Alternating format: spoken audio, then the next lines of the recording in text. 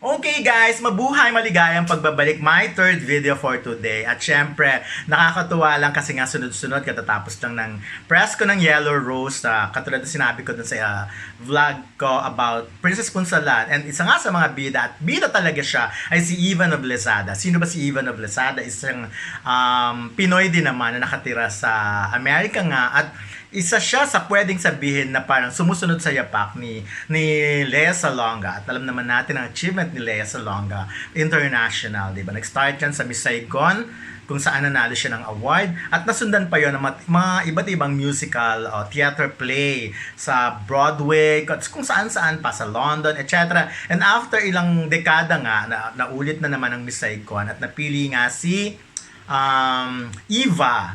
At yes, nagkasama naman sila ngayon sa pelikulang Yellow Rose. Although ang bida nga ay si Eva Noblezada. Actually, ang kwento ng Yellow Rose ay tungkol sa buhay ng mga immigrants sa Amerika, yung mga walang proper documents, yung mga tinatawag ng tago ng tago. So, yun. Pero eto na ang catch nito. Ano ba ang naging experience ni Eva Noblezada nang makita niya or nagkaharap sila finally ni Lea Salonga? Eto lang yan na. Si Lea Salonga, kung titignan nyo, para ang supla-suplada. Kasi nga, ang galing magsalita, Inglesera. Tapos, alam niyo yung halong walang kaplastikan. Hindi kasi nga, si Lea parang 17, di ba nag-artista siya dito sa Pilipinas. 17, napunta na siya ng abroad eh. International na ang exposure niya. So, hindi natin siya mabiblame kung hindi man siya yung marunong chika-chika, beso-beso sa ibang mga artista dito. But of course, napakabait ni Lea sa mga taong naabutan niya pa noon. At kahit sa movie press, yung mga familiar faces sa kanya, ganun pa rin siya. Hindi siya yung nagbago. So, but anyways, again, mukha siyang suplada. Hindi siya, dahil she speaks her mind, hindi siya yung tipo ng tao na masasway mo. May sarili siyang opinion. So, yun ang character ni Lea. At syempre, tignan natin kung for example ba, kasi in-expect nyo, ano ba ang naging scenario na nakita nga si Eva at si Lea Salonga. So kasi di ba ganito, dito sa Pilipinas, ang daming artista na nagkaroon na ng konting pangalan, ang feeling na feeling sobrang sikat na, yung tipong ayaw nang magbigay ng konting attention sa mga baguhan. Maraming ganun dito, yung parang feeling nila hindi sila malalaos ever, na yung position nila ngayon, position na nila na habang buhay. Hello, sa tagal na namin sa showbiz, sabi nga mga reporters, ang mga witness talaga sa mga kaganapan ng mga artista, sa buhay ng artista. So kami talaga, nakita na namin ang pagsikat at pagkalaos nila. Nakita na namin kung paano ang naging attitude, character nila on cam, off cam. So, kilala na namin sila. Pero yun nga, marami pa rin tayong kilalang artista na feeling sikat. Pag sumikat, nagkaroon konting pangalan, feeling sikat na, ni ayaw magbigay ng attention sa mga baguhan or ayaw mag-support or ayaw tumulong. Pero marami rin naman tayong kilala talaga na mga sikat pa rin hanggang ngayon na artista na nagbigay ng chance sa mga baguhan at ngayon ay magkakaibigan pa rin sila. Like, hindi ako magme-mention pero for sure naman alam nyo na kung sino-sino yung mga hanggang ngayon ay artista pa rin. Like, halimbawa, when you talk about Sharon Cuneta, Maricel Soriano, yung mga ganyan, or even Nora Honor and Vilma Santos, yung mga ganyan, pag nababanggit ang names nila, tanungin nyo yung mga mas batang artista. At sila mismo magkikwento ng karanasan nila sa mga veteran stars na yan. Like, for example, ano ba ang karanasan ni Maricel Soriano? Maricel Soriano, Manilyn Reyes, at maraming pang iba kay Nora Honor. Ganon din sila kay Vilma Santos, kung anong karanasan nila. So, yung mga baguhan, yung mga mas bata naman, for example, yan sila Catherine Bernardo, sila Julian Santos, at marami pang iba. Tanungin nyo naman kung ano naging karanasan nila kina Sharon Cuneta and Maricel Soriano. Ganun lang yan, cycle. Malalaman yung character ng isang artista pag yung mga mas bata sa kanila ay nagsasalita na ng karanasan about them. At eto yan na, kaming mga reporter, meron kaming direct access of course sa mga artista, nakakausap namin sila. At sila, pwede silang mag-off cam or off the record na kwento pag sinabi nilang ganito ugali niyan, ganito ugali niyan. And besides, sa ugali ng mga handler ngayon o mga PA, Yung ganyan, usually sila rin naman na nagkikwento ng mga karanasan ng mga talent or mga artistang inaalagaan nila sa karanasan sa mga artistang iba.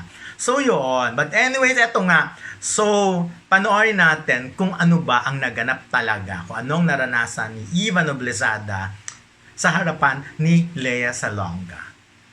At bakit niya nasabing horrible. Anyway, let's watch this guys. Panoorin natin. One of the most kindest people, as you guys know, an icon, right? Like, she's like a legend, she's a queen, but then when you're sitting next to her, she looks at you and you go, oh man, you see me.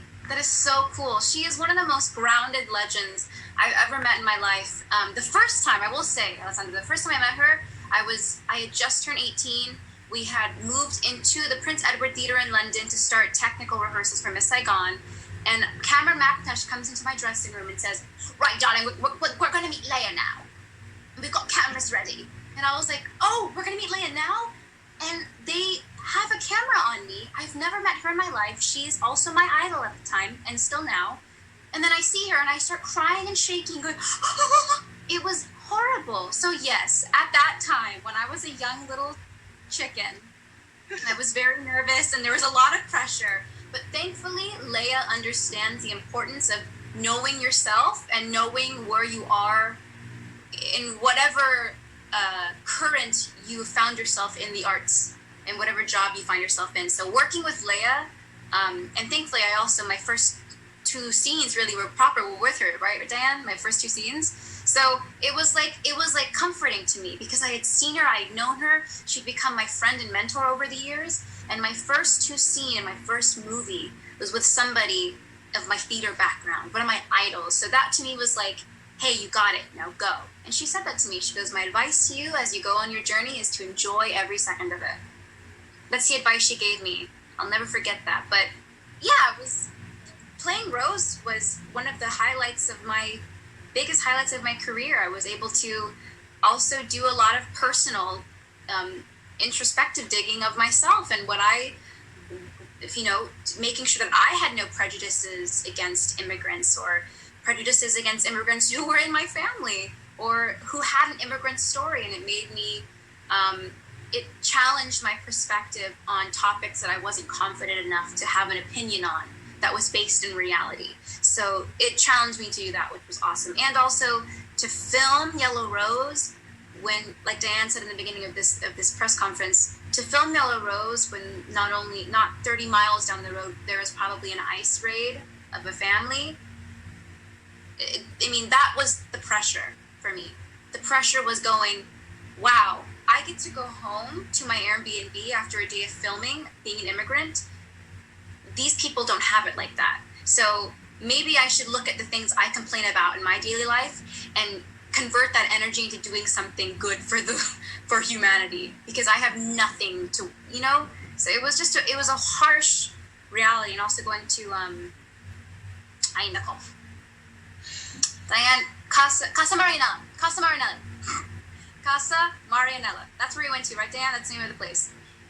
And seeing people, I asked the woman who their whole purpose of an organization was to create almost a halfway house for undocumented immigrants, to get their stuff together, make, they're protected in a way. And I asked, well, do you accept any people under the age of 18? Because Rose is 17 in the movie, 16, 17. And they said no, because they're not of a legal age, so we couldn't legally protect them. And I went, wow, that's another harsh reality. That's another pressure on me, because I don't know what that's like. I don't know what it's like to run away and be literally chased by a government that doesn't want you in their country. So there was so many pressures to this film that I wasn't expecting. And thankfully Diane, because she's authentic and because she needs the facts, she doesn't want any fantasy mixed with reality. This is a very realistic and horrifyingly current story. So that was the pressure there. Lea was just good fun. I wish that I was able to go to the hotel bar when you guys were at the hotel bar, Diane. I missed that night because I was we got